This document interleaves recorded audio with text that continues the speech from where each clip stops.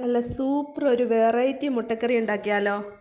അതിനായിട്ട് ദാണ്ടേ ഞാൻ ഇതിൻ്റെ അകത്ത് തേങ്ങ, പെരുംജീരകം, ചെറിയ ജീരകം, കൊച്ചുള്ളി, 3-4 അണ്ടിപ്പരിപ്പ്, ഇഞ്ചി ഇതെല്ലാം എടുത്ത് ഒന്ന് അരയ്ക്കുകയാണേ.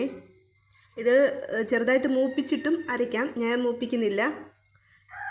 ഇതിൻ്റെ അകത്ത് മഞ്ഞപ്പൊടിയും കൂടെ ചേർത്ത് സ്വല്പം വെള്ളവും കൂടെ ചേർത്ത് അരച്ചെടുക്കുകയാണ് നല്ലപോലെ.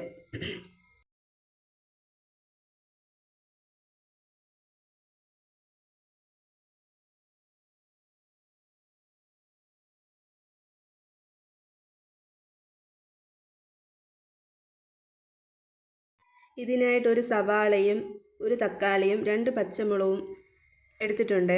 അത് സവാള അരിഞ്ഞെടുക്കുകയാണ്.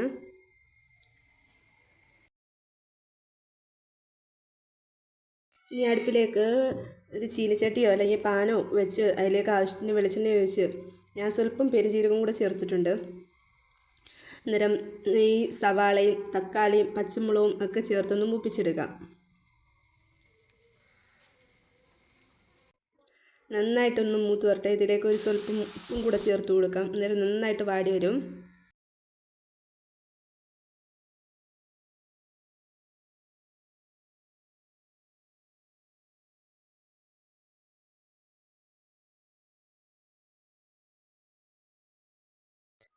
ഇതിലേക്ക് അരച്ച് വെച്ചിരിക്കുന്ന കൂട്ടും കൂടെ ചേർത്തെടുക്കാം.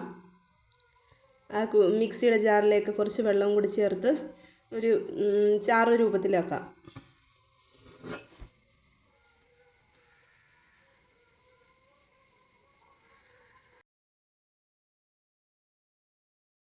ഇതിലേക്ക് മുട്ടയും കൂടെ ചേർത്ത് കൊടുക്കാം. നാടൻ മുട്ടയായതുകൊണ്ട് തന്നെ തൊലി ഇളക്കിയെടുക്കാൻ ഭയങ്കര ബുദ്ധിമുട്ടായിരുന്നു കേട്ടോ.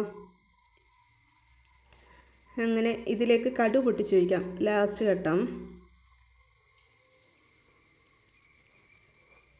ഇതിലേക്ക് സ്വല്പം വെളിച്ചെണ്ണ ഒഴിച്ച് കൊടുത്ത് കടുകും പൊട്ടിച്ച് കൊച്ചുള്ളി അരിഞ്ഞ്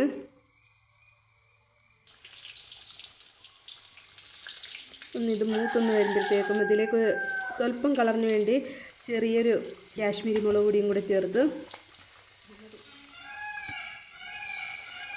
ഈ കറിയിലേക്ക് ചേർക്കാം. അപ്പോൾ എന്നും നമ്മൾ കഴിക്കുന്ന മുട്ടക്കറിയിൽ നിന്ന് ഒരു വ്യത്യസ്തമായിട്ടുള്ളൊരു മുട്ടക്കറി എല്ലാവരും ഒന്ന് ട്രൈ ചെയ്ത് നോക്കണേ. നല്ല സൂപ്പർ റെസിപ്പിയാണേ. അപ്പോൾ ഇതിൻ്റെ കൂട്ടത്തിൽ നമുക്ക് ചോറിൻ്റെ കൂട്ടത്തിലോ അപ്പത്തിൻ്റെ കൂട്ടത്തിലോ ദോശയുടെ കൂട്ടത്തിലോ, ഞാൻ ഇവിടെ ദോശ ഉണ്ടാക്കിയാണ്, ഏതിൻ്റെ കൂട്ടത്തിലും നല്ല സൂപ്പർ കോമ്പിനേഷനാണേ.